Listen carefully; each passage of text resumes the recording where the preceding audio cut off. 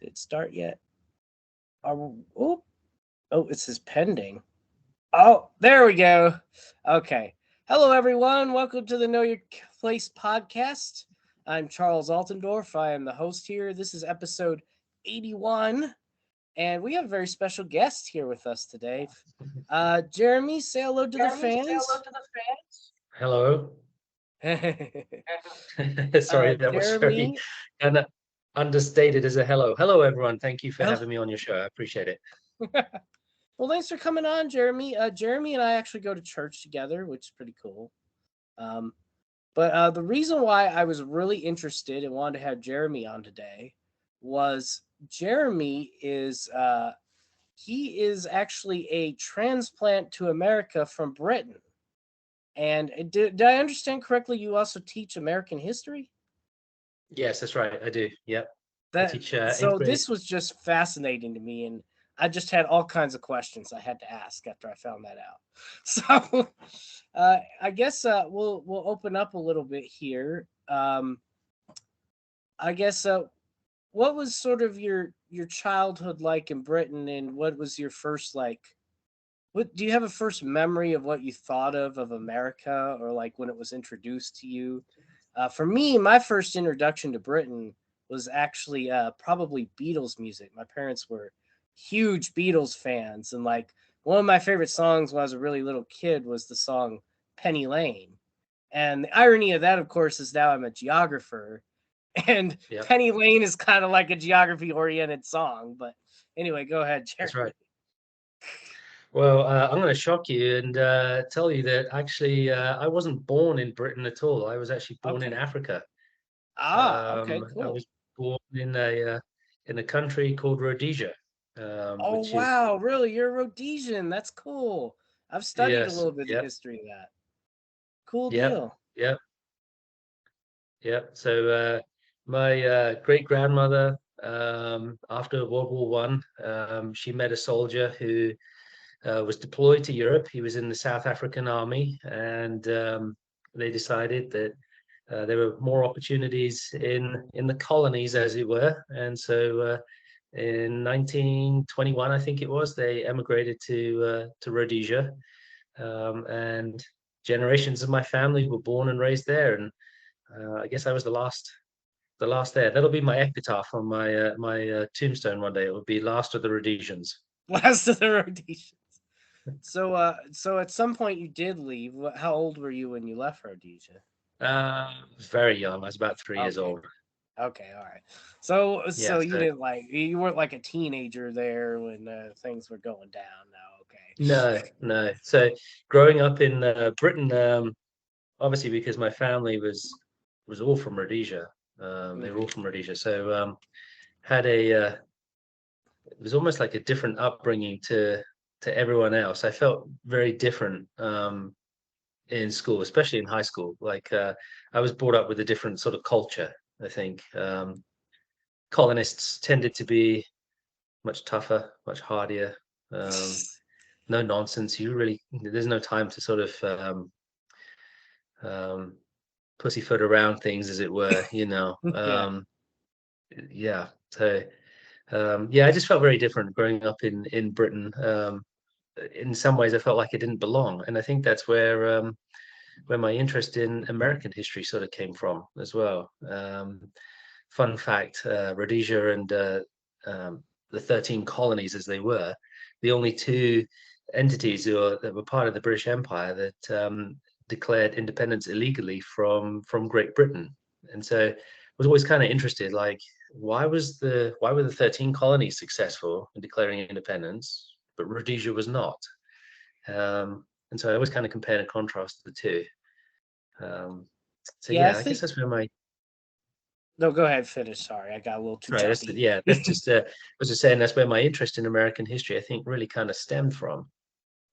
Yeah, I think as I listened to this one BBC segment. I forget how long ago it was. Probably like 10 years ago now. But like they had a thing where it was like, why are some countries successful in independence and not others? And this was at the Hmm. South Sudan time, you know, Yeah. and basically it really boils down to international recognition. And I think America just got really lucky at the time that the French and Spanish were very sympathetic, and they were That's looking to right. prop somebody up. But I think That's eventually right. America would have probably become independent anyway at some point, I just hear that a lot. Yeah, I hear that a lot. I actually think I think my take is a little different. I think oh, if, okay. of course, there's so many different moments in American history, especially in the history of the colonies, where if just this one thing had changed and was slightly different. For example, if the Albany Plan of Union had been as successful, then chances are taxation would never have taken place, or at least it would have taken place with the consent of the colonists. And so I think eventually what would have happened was America would have evolved to become something more like Canada, or more like Australia. So still within the British Empire, and eventually would have achieved dominion status and then independence, but with strong ties to Britain. But of course, the colonies as they were, and don't know if they would have been called the United States if under that system they had become independent. They would have been much smaller because they would have only gone as far as the Mississippi River. I don't think Britain was really interested in colonizing anything west of the Mississippi. So that would have been kind of interesting to.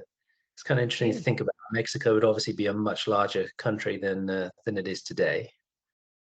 Yeah, Um, Mexico is really a strange one because they really had a lot of potential, and it just didn't seem like they ever really lived up to the potential that they had as a nation. I mean, it's not terrible, you know, but it yeah, definitely you when you look at the map and you see the extent of Mexico at its peak, you really, yeah, rough. yeah. But they weren't really doing much with Texas and Yep. California. Nope.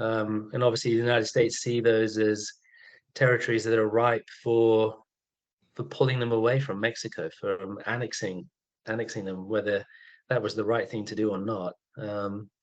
The potential was there, as you say, but Mexico wasn't exactly fulfilling its opportunity. Yep.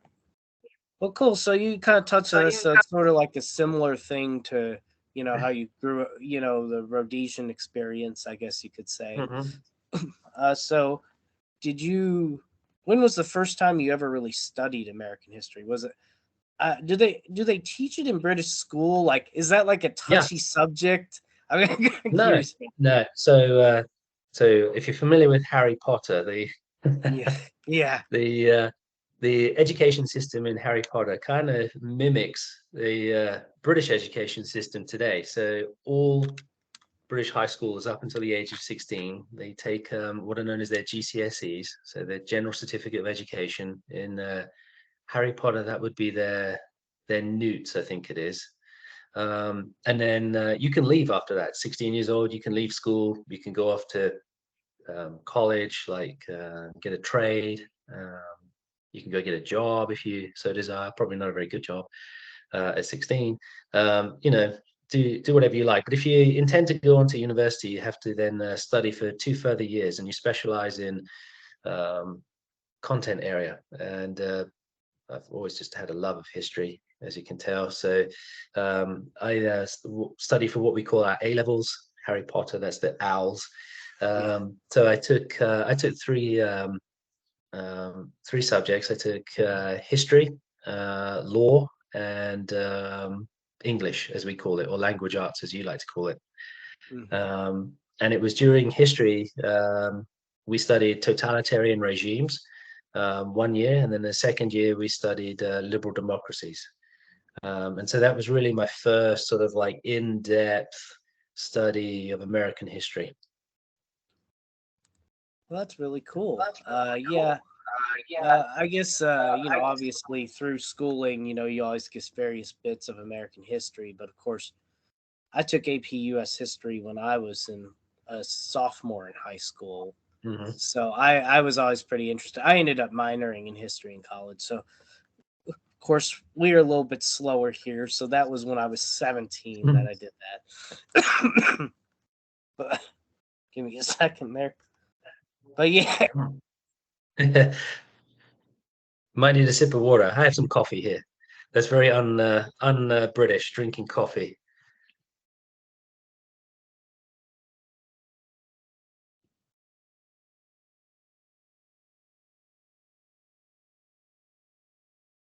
Well, Charles, your sound dropped out. I can't hear you. Oh, I'm it's sorry. funny you bring up the coffee bit There because we go. Okay, I can hear we you had now. Sorry. yeah, you got me. We had an Australian right into our geography group, and they were like, "Why don't you have electric tea kettles?" And I was like, "We don't really drink hot tea here very often. Like some people do, but like it's not a thing." I think that really goes all the way back to the 1700s. Yeah. But yeah, so no, that's cool. Like I said, I studied American history in high school a little bit, and then college I minored in it, and then I found out you can major in geography, and that was really sort of my calling. But I always Hmm. love it. I was actually really big into like the founding fathers there in the 1800s. So Yeah. I Yeah.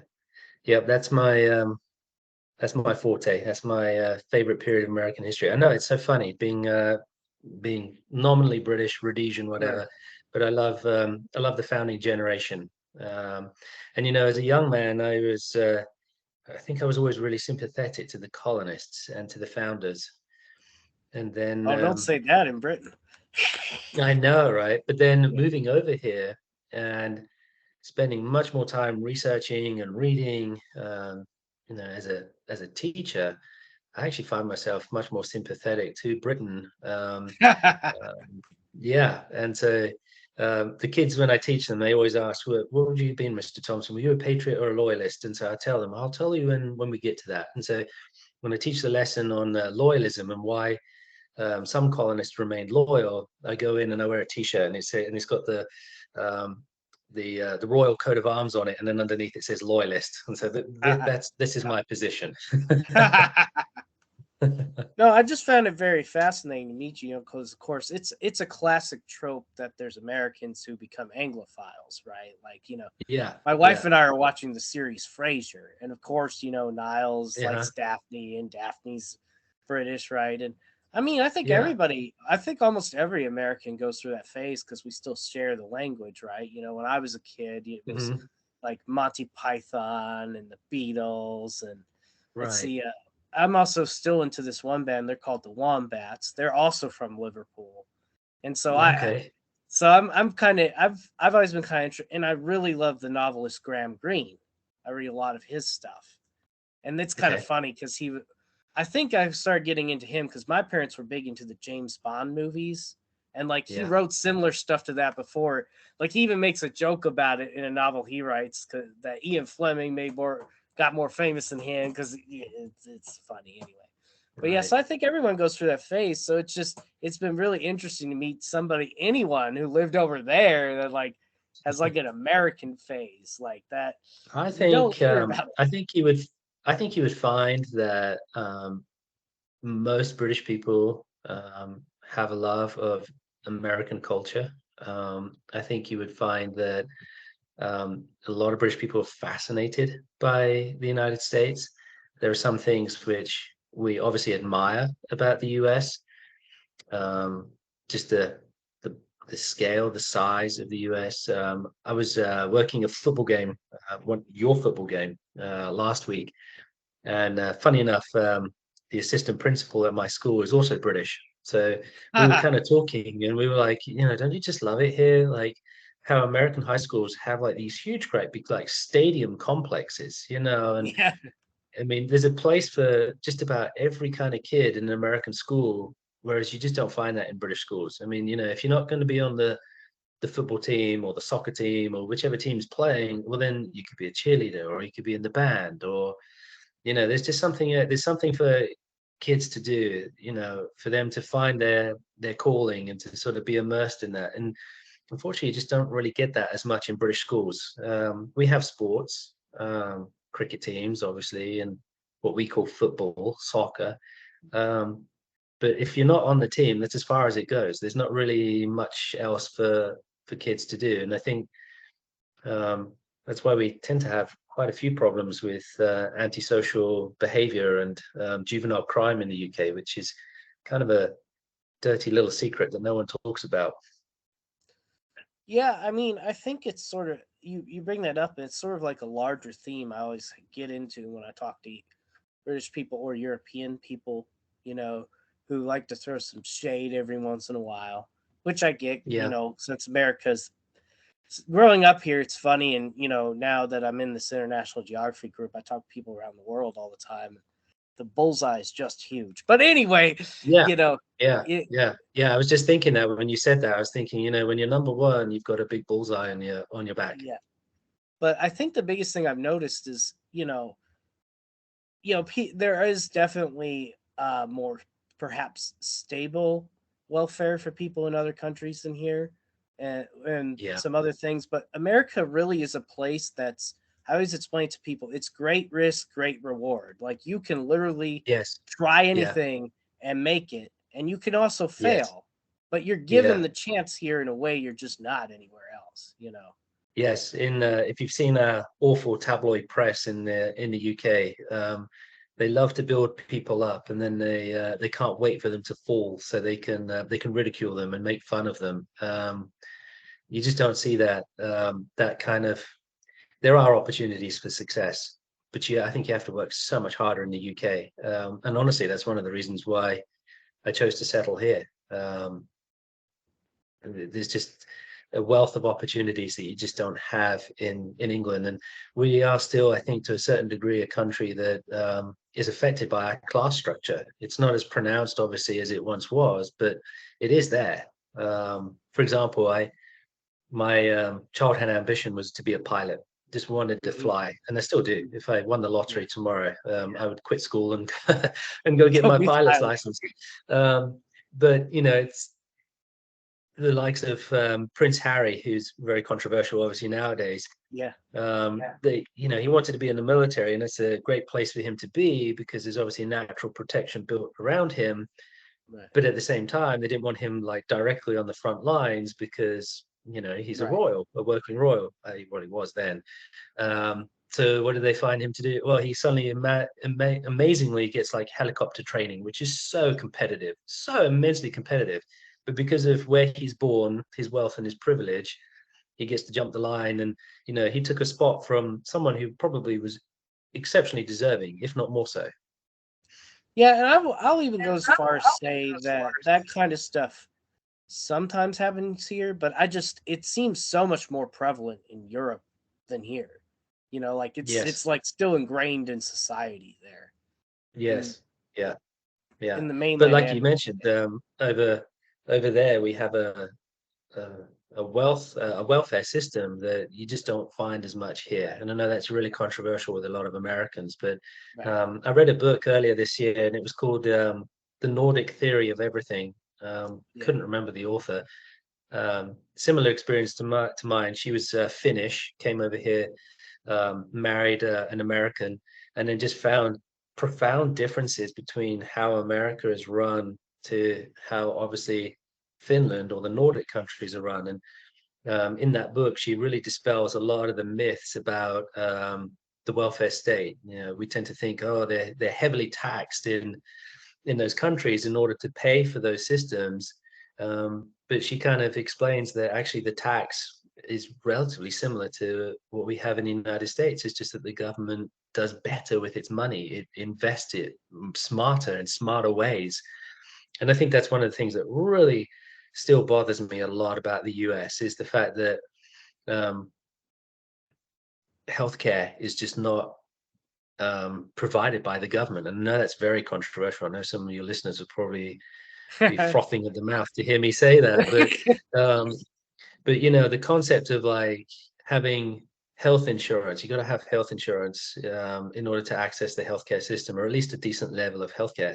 Well, that ties you to an employer, Right. and in some cases, you get people stuck in jobs that they absolutely despise and they hate, but they keep that job because they need their health insurance. Well, kind of in my mind, thinking about concepts of freedom and liberty, that you're eroding someone's liberty to their freedom to like move, to pursue other opportunities that perhaps they would enjoy more, that would give them a greater sense of fulfillment, but they have to have that health insurance. Yeah, well, I mean, obviously, I don't think it's a big secret. I'm a libertarian. That's probably been discovered. I can't really hide that online. But, I think the biggest issue is there's just our government's just bad at running things, Yeah. especially on the Yeah. federal level. It's Yes. like I would Yeah. love. Yeah. It's like because I got into it once with somebody. I have a friend who's a retired British Royal Navy person, and Hmm. he always talks about how much he loves the NHS.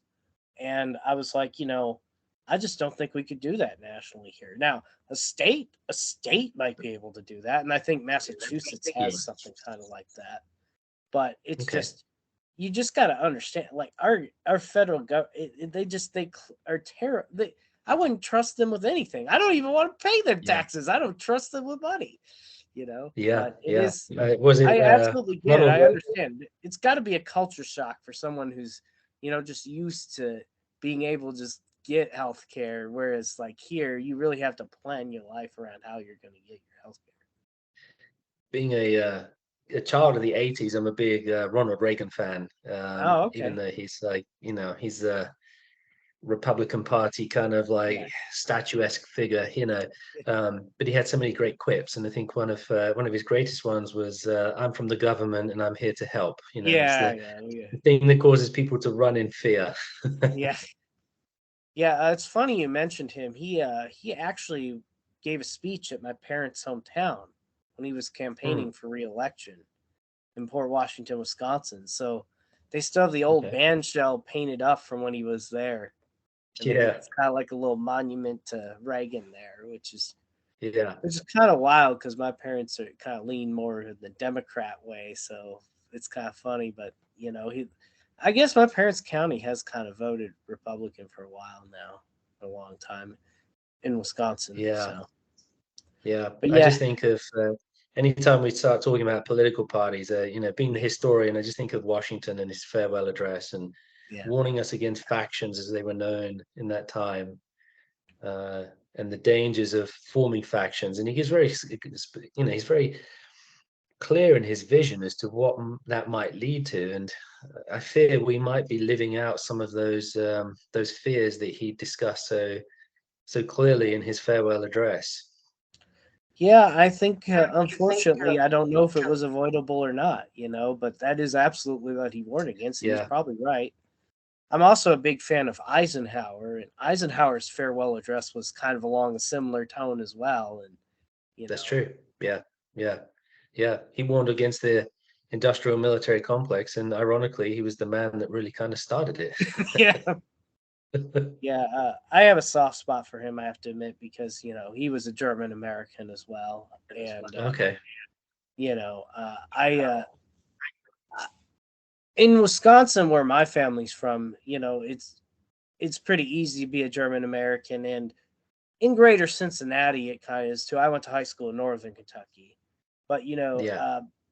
there are other parts of America that still have a hard time accepting that there's a whole swath of people from a Germanic background here too that don't really, that aren't really the Anglo side, and Yeah. it's Yeah. been rather interesting to see how that plays out, but I I loved Eisenhower. Eisenhower, somebody's a good person is a really respected leader when both parties offer them the nomination. Yeah. That's Yeah. yeah. Yeah. That's true. Yeah. Yeah. Uh, don't think that'll happen anytime soon.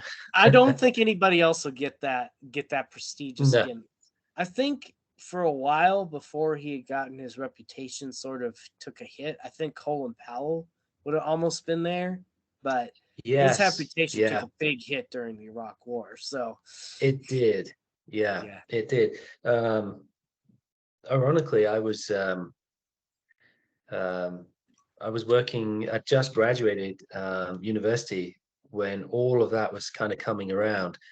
And so the first job that I held outside of college was I was working as a civil servant for the British government.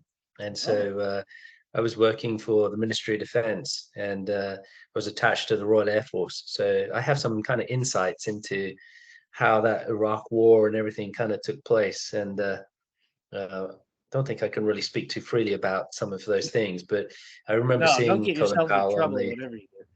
Oh no, absolutely not. No, but I remember seeing Colin Powell at the United Nations, and giving that speech, and I think we were all very much hoodwinked and believed him. So, well, we just believed our governments. Not Yeah, it's not really on Powell. He was a representative of the government. right. It's on the government itself. Yeah.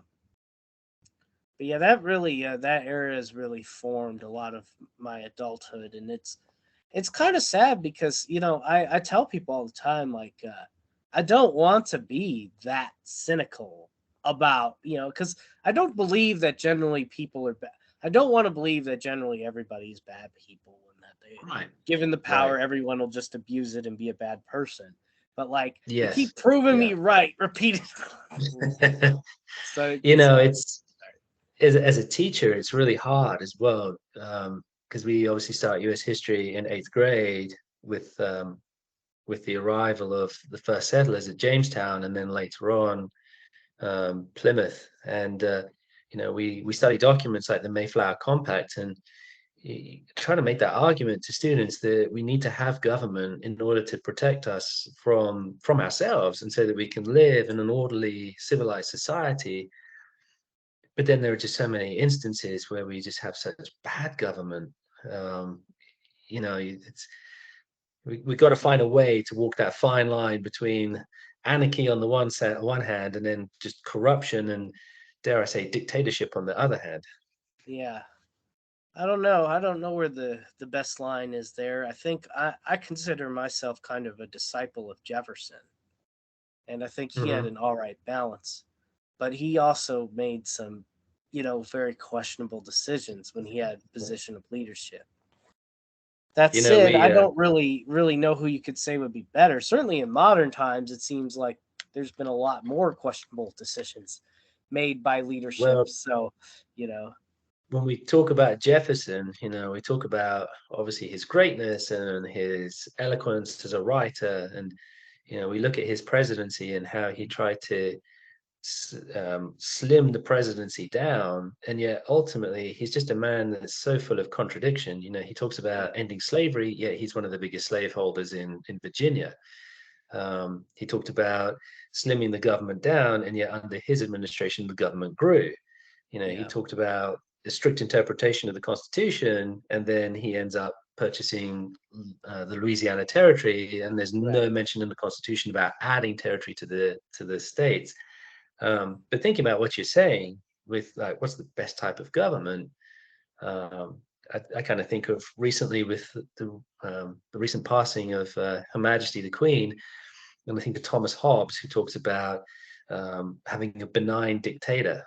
Well, she's probably the closest living embodiment, or Of a she benign. was the closest embodying living. What am I saying? Um, that we had that resembles that. Granted, she didn't have a whole lot of political power. I mean, it was all theoretical, and I think if she tried to exercise it, there would have been a civil war in the UK. But she was just absolutely beloved, I think, because as a figurehead of the country that didn't take a stance, didn't express a political opinion. She was essentially free to represent all society. She didn't have to bow to one particular group at the expense of another group. Yeah, I mean, I've heard a lot of arguments. When I was living in Bloomington, Indiana, by IU for a little while, and there was a guy there who straight up called himself a royalist and Mhm. wanted America to bring back a royalty of some kind. And I think that's getting popular again, which is it's interesting, right? Because Yeah. interesting given our legacy. But I think people do because I talk about this a lot. I have another friend who's I would call him kind of a socialist, and we get on the radio together a lot and debate things. And he me and him both kind of agree though that people are always looking for that figure like the queen, right? They want that Yeah. figure. And Yeah. so really as a libertarian, my cell's almost really tough to somebody, right? That you can Yeah. You can do it yourself. You don't need that figure, which is a much tougher sell to people. But I think really, the government it really comes down to a trust thing, and when it gets so eroded, you just get factions and infighting and craziness, and I don't really Yeah. know where it ends. I mean, I think it's partially cyclical, you know, because I think we're right now in a trend where everyone's real. A lot of people are sort of down on things, and it's kind of understandable. Mm. But I do also kind of believe over time it'll pass. At some point, we'll be on another swing. My parents graduated high school in like 84 and 82. So when they were little kids, a lot of people were like, America's over, it's gone, or whatever. And then, during the Yeah. 90s, when I was a kid, America was on a huge upswing, right? So Yeah. Yeah. I do think it's a bit cyclical. And I think people just would be better off, again, I'm talking to historians. So if they just took a longer view sometimes, and relaxed a little bit, Yeah. you know. Well, and that's a great statement, that and a great advertisement for historical education. Right. So many people just think that social studies or history is simply irrelevant because you're dealing with the past. But like you said, we have cycles of history, and while things don't tend to repeat themselves exactly, there are situations where we can look back for inspiration, and where we can look for examples as to how to best respond to situations. My fear is with uh, so much political infighting at the moment, and with the state of our economy, which apparently we're not in recession, if you believe the We're not government. in recession. Yeah, Yeah. we're not in recession. Yes. As people feel the pinch of that, especially with like the energy crisis that's coming, I worry that people might turn to populist leaders, as we saw in Europe in the 30s, and where might that lead us? Well, and it's really funny you bring that up because me and my socialist friend, we were on the radio the other day. We found out there's a new movement out there called MAGA communism. Uh, Okay, so you can okay. imagine what that would be, right? Yeah. And he would, and he was like, "Well, what is this? How did this come about?" I said, "Look, man, they're just role playing the 1930s all over again. That's all it is." And Yeah. he thought that was Yeah. hilarious. But I've read a lot of Eric Eric Maria Remarque. He wrote All's Quiet on the Western Front, but he also wrote a Yeah. ton of novels about between the war, running away from Nazi Germany because he was kicked out of the government there. He was a teacher, Yeah. like you. He got kicked out for Mhm. writing about his Yeah. experience in war. Anyway, Yeah. well, he writes all about it, and I mean it's scary sometimes to see the similarities between some of the things he writes about. But I guess I am somewhat cautiously optimistic that I do think there's still hopefully enough people that deep down are like, hey, maybe that's a bad idea. But we'll really see. I mean, people are really going to get tested here, especially I'm really worried for like Germany and France and some of those countries because they're Yeah. facing a Yeah. much more serious energy crisis than we are. And Yes, they are. when you're Yeah. cold, you'll do some things, man. You know, Yeah. Yeah. Yeah. There's been newspaper stories in the UK about the coming winter, because obviously we have cold winters. right? Um, and with the cost of energy at the moment, and also with inflation and the cost of food, so the stories in the newspapers are people have a choice: either heat their homes and go hungry, or feed themselves and then go cold. And when basic needs are not being met, desperate people will do desperate things. So yeah, it'll be really interesting to see what happens because I Yeah. don't know. I mean, you uh, there's a great line from The Godfather. Uh, I think it's part one actually. Big fan of those movies. And in there he says something. They're going to war, all the five families, and he's like, "You got to do these things every 10 or 15 years to clean out the bad blood." I Yeah. think we're Yeah. unfortunately overdue in some places. What was it? Jefferson said, the tree of liberty must be refreshed from time to time with the blood of Tyrants. patriots and tyrants. Yeah. Yeah, patriots and tyrants. So Yeah. yeah, that's pretty cool.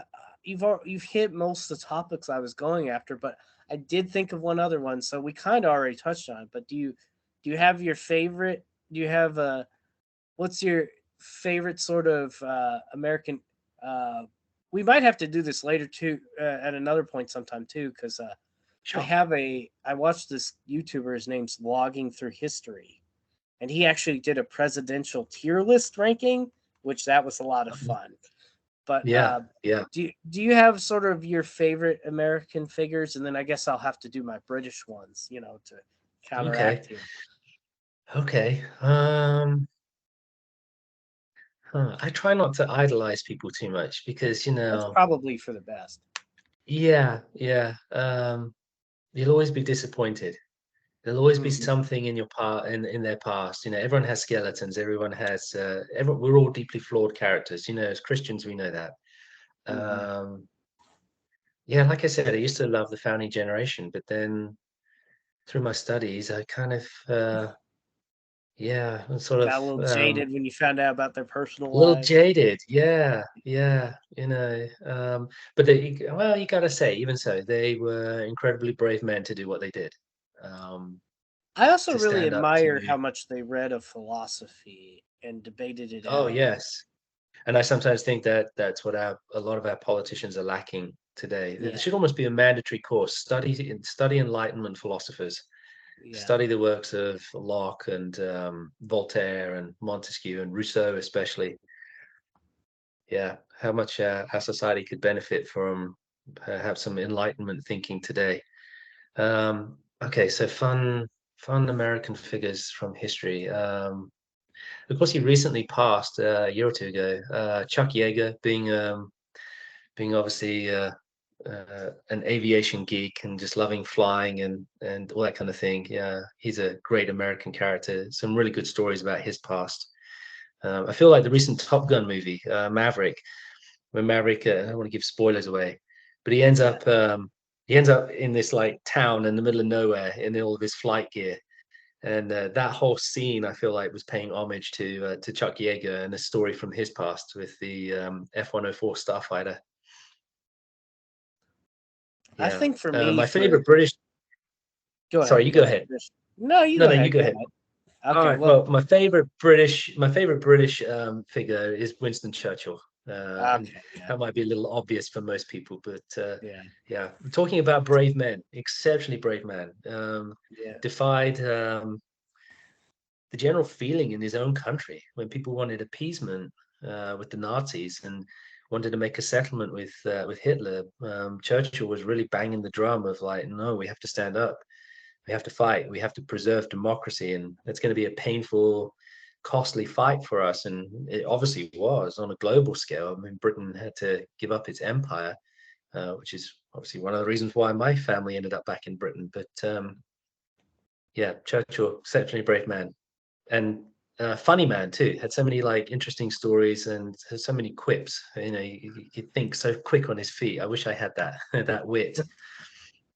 Yes, I have heard some of those stories. I think for me, it's not more of an exact figure in a way, but I do sort of admire a lot of stuff like Graham Greene wrote and Ian Fleming about sort of the MI5 stuff and the sort of the I think I really do admire sometimes the British cunning just in general. Like I Yes. think they do operate Yeah. on a different level than we sort of do, and it's Yeah. really interesting and fascinating to me. Like, you talk about those stories. Like, I was reading Graham Greene writing about because he was originally in MI5. That's why a lot of his writing is the way it is, and he'll talk Yeah. about like, oh, I just went out to uh, like like a Caribbean island or something, and I found the local British tavern in there, and then we told our stories about traveling the globe and stuff like that. And we don't really have quite a similar experience like that in America, and that's really interesting. So I guess for me, it's sort of like the maybe almost like the British expat way, like they're all around the world. The sun never The sets, sun so like never there's sets. Like, yeah, yeah. Yeah, we really are. There's a lot of us here in Lexington, I found. We have our own like little club now on Facebook. It's surprising how, just like 2 years ago, I was in the hospital and ha had like minor surgery, and I was coming around from anesthetic. The nurse was like, "Oh, you're from England.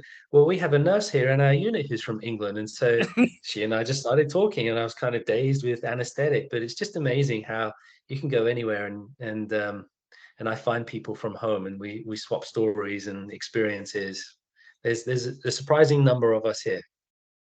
But yeah, so I've always admired that because Graham Greene wrote a lot of novels about that, and you can just tell it's prevalent. Yeah. I guess we got a little bit of time left here. I won't bore everybody to death. I guess I'll do a fun one though. Do you have a football club? I'm going to probably make any of your British friends mad because I'm a Liverpool supporter because of Jurgen Klopp. I like Jurgen Okay. Klopp's style of football. I think it's very interesting, and I do like Liverpool as a city because it kind of, having my family's from the Milwaukee area, and I find it to be a Yeah. very sort of similar level in countries kind of deal. Like it's Yeah. sort of an industrial hub that's not quite as popular as some of the other ones, but it's had a lot of great people over the years.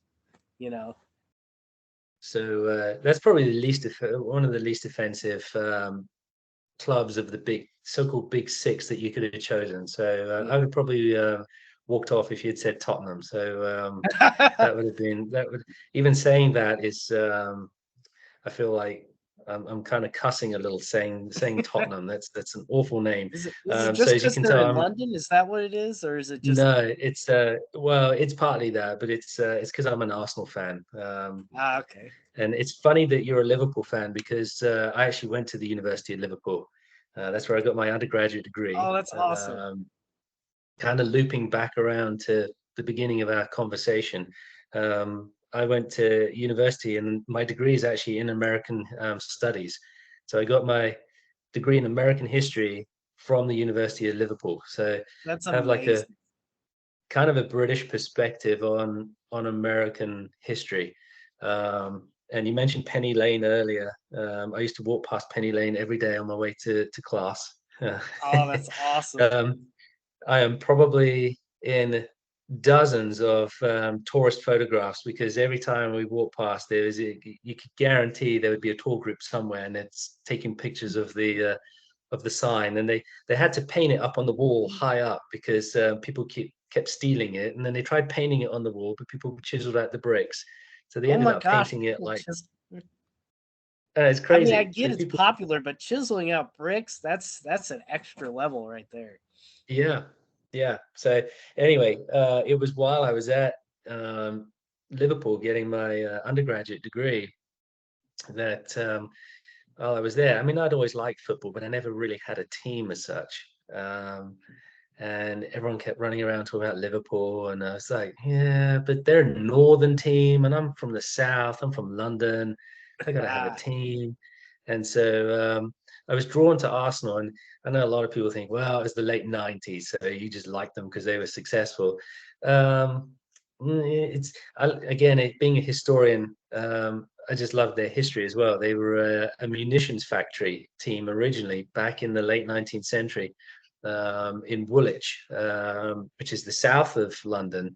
And they were the Royal Arsenal team, hence the name, because they were associated with a munitions factory. And so, with my family's like military history and connections to the military, I thought, yeah, that's the team for me. I want to cheer for them. So yeah, and I've stuck with them ever since. And I'm pretty diehard. I don't know if you can see behind me the photographs on the wall. That's my Arsenal Hall of Fame. So our legendary players up there. that's awesome. I didn't know that story about Arsenal. That's really cool. That's a lot like the Green Bay Packers story. Uh, Oh, they were okay. actually a meat packing plant. And they all made a team, Okay. so they were the Green Bay Packers. Yeah. That's Yeah. similar kind of Yeah. story, just a bunch of A guys lot getting of teams together. in a lot of teams in England were like that. For example, West Ham. They were the they were associated with the Thames Iron Works. I think they were shipbuilders.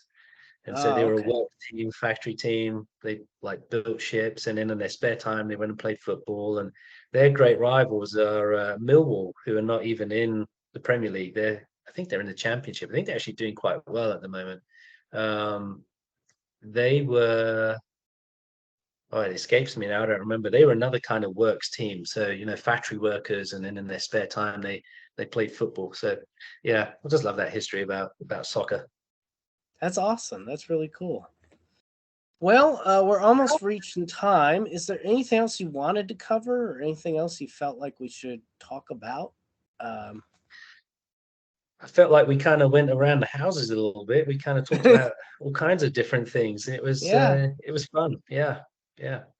no, it's really awesome. I guess one thing that we didn't talk about that maybe your listeners would be interested in is why I'm here. Why are you here? Um, um, I studied over here in my third year at university. I was up in Michigan, a little place called Holland, which I know where that is. center of Dutch immigration, yeah, in Michigan, and I was at Hope College there. Absolutely loved my time there.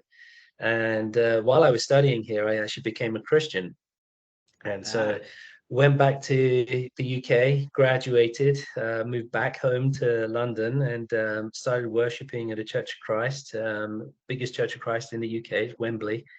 And it was one day 2003 that I met my wife there, my future wife. She's from Tennessee. She was on a mission trip. Ironically, it was her last day in well, England. And you made so quite an impression. yeah, I think. And the funny thing is, we kind of talked, both a little bit sort of reserved, bit shy, and I think we felt the connection. And neither one of us had the confidence to say, "Well, what's your email?" Or how about we write? And so she went and did her thing, and I went home, and I was kicking myself for the rest of that week, thinking, "Man, I should have got that girl's number. She was pretty cute. I liked her." So I went back to church the following week, and there was a mutual friend of ours that she had known from previous travels, and that I knew, who hadn't been there the week before, who was like, "Oh, this girl from America just emailed me, and she met you last week, and she wants your email address." So Ah, that was definitely a God thing. It was like, that is awesome. That's really so funny you bring up that Wembley Church of Christ because I was looking up. They play, NFL games there now, right? yeah, And I was yeah, looking, and I joked with my friend who's over there that that area is like Little America in Britain now because there's like a KFC and a Pizza Hut, and there's this Church of Christ there. yeah, yeah, yeah. That's hilarious. Used to have a lot of Americans come through that church, and people who were actually in the UK working. Like there were, we had guys from Shell that were there, servicemen that were based in the UK. So we had like a little American sort of group within our church. Well, that's really cool. I'm glad you met her. I'm glad you decided to come here. Was it what really was the biggest what made you really want to just to say that's it, I'm coming here? Was it just her, or was it just like in general you're like Yeah, I think it there's was more her. opportunity? I was always interested in coming to America. I won't lie that, being born in Rhodesia, I was able to enter the green card lottery every year, which is closed to UK citizens because so many British people come and live here anyway through work and whatever. And so they try to diversify the number of immigrants that come to the UK, to the US. So that was an avenue for me. So I was always secretly hoping I might win the green card lottery to be able to come here. And again, it was a God thing that I met my wife and I was able to come here. But um, one of the biggest reasons why we chose to settle here was just the cost of living is just so high in the UK. We would, given my work as a teacher and her work in the hospital in a clinical setting, we're not paid huge amounts of money, so we would really struggle to be getting on the property ladder in England. That's funny you bring that up. That is the number one subject that comes up every time I talk to internationals. They just they get so jealous of what I can afford here, how I can live here, the lifestyle Yeah, I can have here.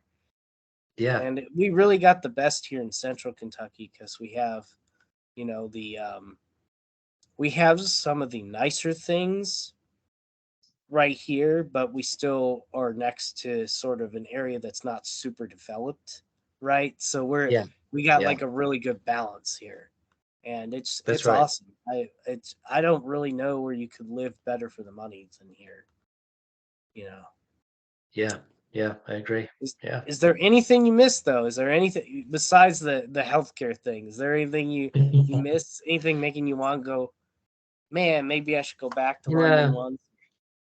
I sometimes think of like the experience of the earliest English migrants who came here, and they left everything. There was no going back almost. Once they were here, they were here, and um, we're just so blessed to live in the time that we do. That it's just so easy to pick up the things that maybe even like 10, 15, perhaps even 20 years ago would have been big misses. Like for example, soccer.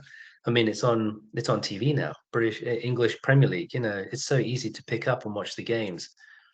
Um, Grocery stores, you can find anything, just about anything in grocery stores nowadays. And if you can't, then you click of a button, you got it on Amazon. So um, obviously the big thing is family. My family's all Mhm. back home, and it's hard to see them sometimes. I think last time we were there was pre-pandemic, so it's been a while. And with the cost of airfares, it's just really hard to get back. Well, it's funny you bring that up. They did a poll the other day. 63% of Americans have never left the country. I haven't either.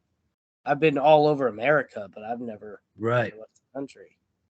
Yeah, that's something that English people like to beat Americans over the head with. It's like, oh, so few of you people have passports, so few of you travel outside the country. But if you've actually spent time in America, like, why would you need to go anywhere else? America's That's what I great. always say. It's such a diverse country. There's so many different things to see, so many different places to go, and you have such a diversity of different cultures and experiences in America anyway. Minus the whole geography barrier with the great big oceans on both sides of the country that makes it hard to get anywhere else.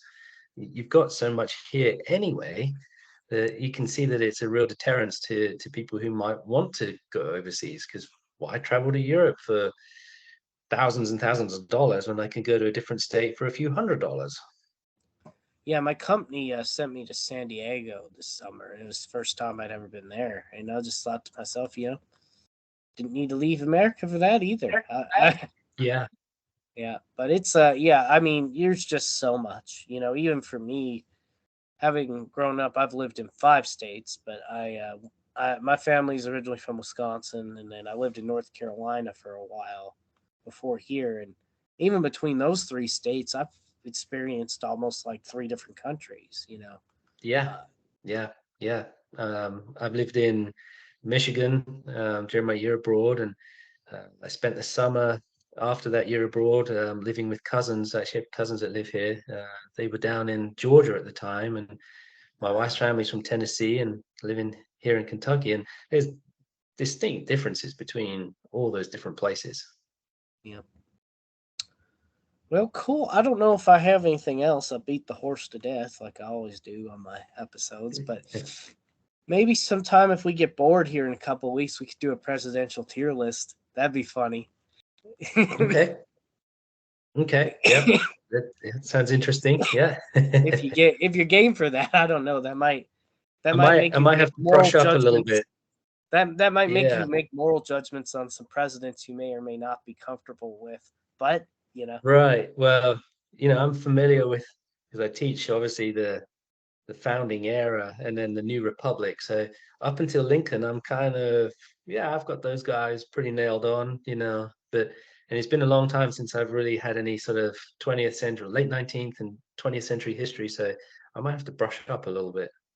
yeah, those late 1800s ones, those are the hardest ones to keep in your memory there. Yeah, yeah, yeah. They were kind of almost just keeping the hot seat warm, really. Not much Yeah, was, well, it'd be too easy to say they didn't accomplish much, but they're not particularly notable.